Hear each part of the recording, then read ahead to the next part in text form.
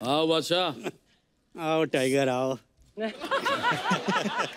कपिल आज रियल जंग होने वाली है। अरे सर मजा आने वाला है आवाज और लफ्जों का जो है हंगामा आज होगा। इतना सुपर डुपर हिट कॉम्बिनेशन आज हमारे साथ है।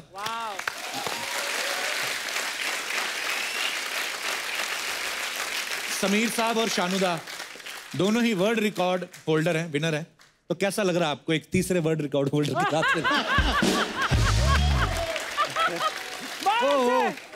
नहीं कपिल, बहुत बहुत बधाई। मुझे पता चला कि बहुत जबरदस्त अवार्ड मिला है तुमको। धन्यवाद सर। और अच्छा हुआ तुमने। कपिल कपिल कपिल जो काम करते हैं, आई थिंक वर्ल्ड का ये बेस्ट काम है।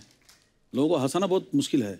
दादा शुक्र है आप नहीं इस इंडस्ट्री में आ गए। हाँ नहीं तो आप इधर भी फेल देते 5000 शो। नहीं नहीं नहीं, छाप तो तुम भी रहे हो। बात नहीं है। खाली मैं अकेले छाप थोड़ी रहा हूँ। मैं क्या बोल रहा हूँ कि लोगों को जो खुशियाँ आप बांटते हो, ये बहुत बड़ी बात है। क्योंकि हंसाना एक डॉक्टर जैसा काम करते हैं ना, डॉक्टर के दवाई की तरह काम करते हैं। जी दादा। अर्चना जी, जिंदगी में अर्चना जी कभी तबीयत खराब होगा ही नहीं। Thank you. यही दिखते आ रहा हूँ, नो चेंज। कमाल का है ये, बिकॉज ऑफ हंसी। हाँ दादा, कई बार तो इतना जोर से हंसती है ना, एक बार इनका गुर्दा बाहर आ गया था, हमने चम्मच से अंदर किया। आशिकी फिल्म आप सब जानते हैं। तो आशिकी फिल्म बनने से पहले ऐसे हमने सुना है कि आशिकी का जो म्यूजिक था वो इतना हिट हो गया, हमें आज तक वो सारे गानों के लिरिक्स भी याद है, उनकी धुन याद है, हम लोग गुनगुनाते रहते हैं। लेकिन सुना है कि समीर साहब कि पहले ये फिल्म एक्चुअली थी ही नहीं, पहले सिर्फ म्यूजिक एल्बम ही था ये। हाँ कपिल, बड़े कमाल के किस्से मैं बताना चाहता हूँ। अच्छा जी। अनुराधा पौडवाल जी एक गाना गा रही थी, मेरी एक फिल्म आई थी बाप नंबरी बेटा 10 नंबरी। हाँ जी। तो उन्होंने कहा कि नदीम श्रवण से कि तुम लोग गुलशन जी से क्यों नहीं मिलते। खैर गुलशन जी से मुलाकात उन्होंने करवाई। अच्छा जी। उसके बाद गुलशन जी ने कहा देखो हम फिल्म तो नहीं बना रहे हैं, हम म्यूजिक बैंक बना रहे हैं, तो आप लोग कुछ गाने उसके लिए रिकॉर्ड करो। उसके बाद अगर हमको लगा कि ये म्यूजिक बैंक के जो गाने बहुत अच्छे हैं तो मैं किसी प्रोड्यूसर को सुनाऊंगा, अगर उसको अच्छा लग गया तो फिल्म बन जाएगी। तो पहला गाना जो हमने रिकॉर्ड किया, जो टाइगर ने गाया, मैं दुनिया भुला दूंगा तेरी चाहत में, बड़ा कमाल। और उस एल्बम का नाम था चाहत। अच्छा जी। 5-6 गाने हो गए थे। महेश भट्ट आए और उन्होंने सुने तो उन्होंने बोला यार ये बहुत कमाल का म्यूजिक है, म्यूजिक डायरेक्टर कौन है? तो उन्होंने कहा कि नदीम श्रवण, और गाने किसने लिखे हैं? समीर ने। बोला ये म्यूजिक सुन के मुझे लगता है कि मैं इसके ऊपर एक कहानी बनाऊं। गानों के बीच में फिल्म डाल दी। फिल्म डाल दी। वाह। फिल्म बन गई और उसका टाइटल उन्होंने रखा आशिकी। अच्छा जी। मुझे बुलाया और उन्होंने बोला कि आपको टाइटल गाना लिखना है, और बहुत मशहूर हुआ गाना, आपको याद होगा, सांसों की ज़रूरत है जैसे ज़िंदगी के लिए, बस एक सनम चाहिए आशिकी के लिए। गाना हो गया। गाना होने के बाद फिल्म कंप्लीट हो गई। एक दिन गुलशन जी का फ़ोन आया कि वो सबको बड़े भैया बोलते थे, भले आप उनसे छोटे हो, बट वो बोलते थे बड़े भैया। मुझे क्या लगता है कि लोग बोल रहे हैं कि यार ये म्यूजिक जो है ये फिल्म का नहीं लगता, ये किसी एल्बम का लगता है, तो मैं अभी फिल्म रिलीज नहीं करूँगा, इसका एल्बम रिलीज़ करूँगा। अच्छा जी। मैं डर गया। मैंने बोला अरे तो बड़ी मुश्किल हुई। मैंने सीधा नदीम श्रवण को फ़ोन किया। वो लोग भाग के आए और महेश जी के पास हम लोग गए। हमने बोला महेश जी तो बड़ी प्रॉब्लम हो गई, गुलशन जी बोल रहे हैं फिल्म नहीं रिलीज़ करेंगे। वो बोले अच्छा अच्छा चलो चलो मेरे साथ आओ। हम तीनों गए। जैसे ही महेश जी ने एंट्री ली तो गुलशन जी ने सुन लिया आवाज़ कि महेश जी आया, और डरते बहुत थे महेश भट्ट से। अच्छा जी। हम अंदर गए तो उन्होंने बोला कि गुलशन जी मैंने सुना है कि आप आशिकी फिल्म रिलीज़ ही नहीं करोगे। बोले नहीं भैया, लोग बोल रहे हैं कि बड़ा प्रॉब्लम है, इसका म्यूजिक तो अच्छा है मगर एल्बम का म्यूजिक लगता है, फिल्म का नहीं। अच्छा जी। तो उन्होंने बोला देखो गुलशन, मेरा नाम महेश भट्ट है, मैं आज तुमको एक बात लिख के देता हूँ कि अगर ये म्यूज़िक और ये फिल्म तुम्हारे म्यूजिक इंडस्ट्री की हिस्ट्री में अगर सबसे बड़ा रिकॉर्ड नहीं कायम करी तो मैं छोड़ दूंगा डायरेक्शन। गुलशन जी ने बोला अच्छा अगर आप ये बात बोलते हैं तो पेपर पे साइन करेंगे। उन्होंने बोला लाओ पेपर। उन्होंने पेपर पे लिखा कि अगर ये फिल्म हिट नहीं हुई या म्यूजिक नहीं चला तो मैं डायरेक्शन छोड़ दूंगा। और गुलशन जी ने बोला एक और प्रॉब्लम है महेश जी, क्या करें? बोले क्या? बोले लोग बोलते हैं कि ये हीरो हीरोइन बहुत खराब दिखते हैं, ये दोनों की शक्ल हमको पसंद नहीं। तभी नए बिल्कुल डेब्यू था उनका। तो महेश जी ने बोला कि अच्छा मैं इसका भी रास्ता निकालता हूँ, एक काम करते हैं पोस्टर पे उनकी फोटो ही नहीं दिखाते हैं, उनकी फोटो के ऊपर हम जैकेट डाल देते हैं। उन्होंने बोला अच्छा आपको इतना कॉन्फिडेंस है? बोले हाँ।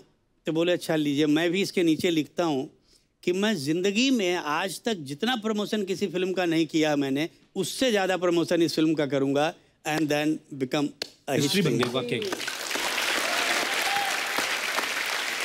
एक हमने और सुना है कि आपके घर में कोई शीतला पांडे नाम का आदमी रहता था।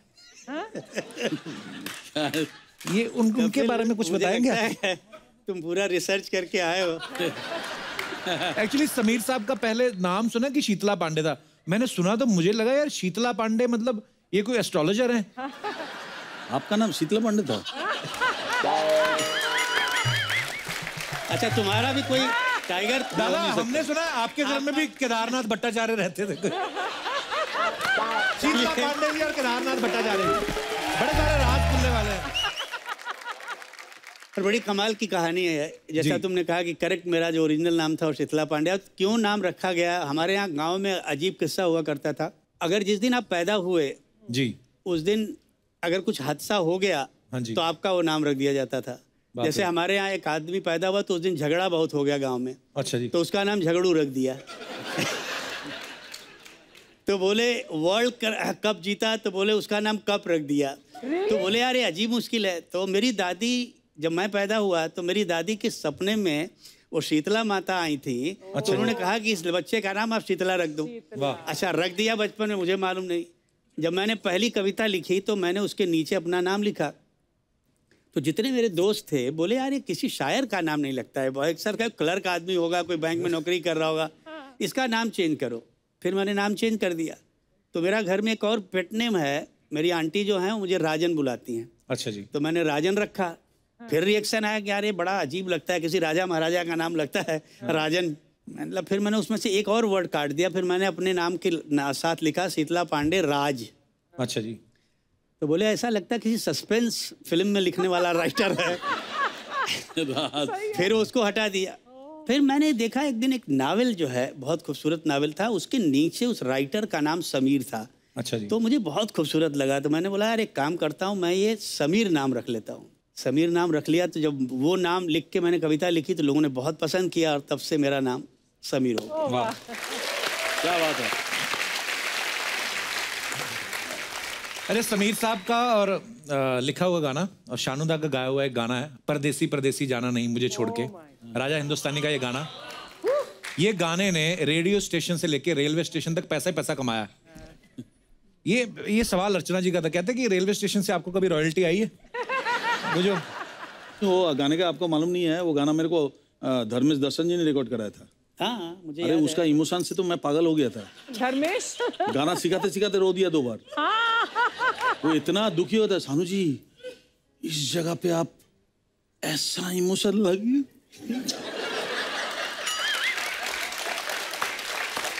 दादा दादा दादा दादा, हाँ नहीं मतलब भयंकर इमोशनल सीन है। मैं सैड वाला गाया था ना, हाँ, तो उनका कम से कम 7-8 बार रोता हुआ देखा मुंह। और रिकॉर्डिंग करने के लिए नादिम सबन किसी को नहीं रखा, वो खुद बैठा। मैं बोला आज तो मेरा हुआ बेरागढ़ गो गया, आज तो मेरा पता नहीं क्या होगा। तो मेरे को आके जो वो जो सीन था ना समझाने का जी, कि ये सीन में तुम जाना नहीं, परदेसी जाना नहीं, वो चले जा रहे हैं और ये वो बोल के ना करके फिर आंख से आंसू। हम बोला दादा रोकिए, आपको रोकिए, ट्रिमेंडस तू कुमार जितना हो सके इसमें डाल। हम बोला ठीक है मैं डालूंगा, बस डाला। बहुत इमोशनल आदमी है। पर क्या कमाल की फिल्म थी राजा, बहुत ज्यादा इमोशनल था और कमाल के गाने। अरे समीर साहब, ऐसे सुना है जब आप बनारस हिंदू यूनिवर्सिटी में पढ़ते थे तो आपका किस्सा किसी ने सुनाया था हमें, बड़ा मजेदार, कि बोलते कि आपको जबरदस्ती स्टेज पे चढ़ा दिया था किसी ने जब आप स्टडी कर रहे थे। तो वो क्या किस्सा था समीर साहब? स्टेज पे जाके बोलना और लोगों को हंसाना बहुत मुश्किल काम है। मैं शुरू में लिख रहा था और लिखना शुरू ही किया था जी। तो दोस्तों ने कहा कि आज हमारे कॉलेज में एक मुशायरा है। अभी मैं उसी कॉलेज से था, तुमको मुशायरे में आना पड़ेगा। अच्छा जी। मैं गया और मेरा नाम वहाँ डाल दिया गया। मेरे पहले 3 शायर, मेरी उम्र के नौजवान शायर आए और उनकी जो दुर्दशा हुई है, केवल जूते चप्पल नहीं फेंके गए, बाकी सब कुछ हुआ। गालियाँ क्या क्या लोगों ने, भगाओ भगाओ, यंगस्टर्स के सामने कुछ बोलना होता है। मेरा नाम अनाउंस हुआ कि अब आपके सामने हमारे ही कॉलेज के शायर समीर साहब आएंगे और मैं ऑडियंस में बैठा हूँ जैसे ये लोग बैठे हुए हैं, अच्छा जी। और मैं जा नहीं रहा हूँ। 3-4 लड़कों ने, दोस्तों ने मुझे उठाया, ले जाके स्टेज पे डाल दिया। अच्छा जी। अब मैंने कहा ये तो मैं फंस गया, अब करूँ क्या। लकली सब यंग क्राउड था, नए बच्चे थे, तो मैंने बोला अब इनके पसंद का कुछ सुनाऊँ तो मज़ा यहाँ आए। तो मैंने 2 पंक्तियाँ सुनाई कि लड़के लड़कियों से पूछते हैं कि क्यों लड़कियाँ राज हमसे छुपाती हैं, क्यों लड़कियां राज हमसे छुपाती हैं, उम्र हो 26 की तो 16 बताती हैं। अब ये बोलना था कि सब लड़कियां एक कार्नर से खड़ी हो गई, बोले ए हमारी लाइन सुना, नहीं तो स्टेज से उतरने नहीं दूंगी। अच्छा। अरे मैंने बोला ये मैं क्या करूं, ये तो पहली लाइन तो लिखी हुई थी, सुना दी, अब क्या करूं। तो मैंने वहीं लिख के तुरंत सुनाया कि लड़कियां पूछती हैं कि क्यों लड़के भी राज हमसे छुपाते हैं, क्यों लड़के भी राज हमसे छुपाते हैं, शादीशुदा हों तो कंवारे बताते हैं।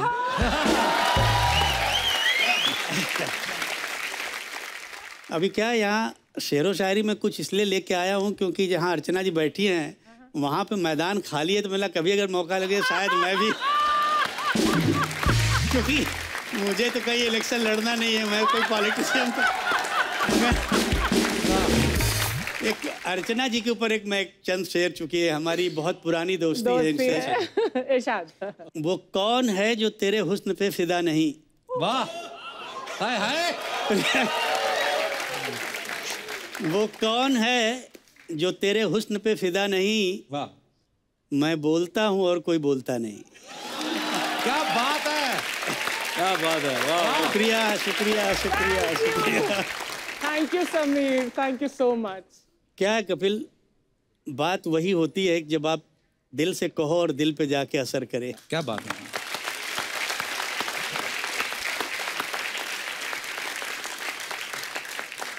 लेकिन एक राज की बात, शायद राज है कि नहीं, शानू बताओ, कि टाइगर टाइगर बोलते हो ना समीर तुम शानू को। शानू आज भी आप रात को अकेले में सोने से डरते हो? वैसे ये मत पूछना मुझे कैसे पता है, हमारी दोस्ती है, मुझे पता है ना। बिल्कुल बिल्कुल सही बोला कि मैं रात को अकेला नहीं सो सकता। ये पता है पीठ में कुछ भूत का डर होता है। अरे ये सीरियसली मानता है ना इतने सालों से। मैं जिस साइड में सोऊंगा ना, लगता है मेरे पीठ के पीछे कोई भूत खड़ा होगा तो फिर क्या होगा। खिड़की विड़की बंद करने से तो कोई फायदा नहीं, भूत तो कोई छोटे छोटे जगह से भी घूम के आ जाता है। सुई की तरह छोटा सा भी छेद होगा, छेद होगा तो वहां से पुर करके आके बड़ा हो जाता है। तो अभी उसको तो तुम रोक नहीं सकते। हाँ।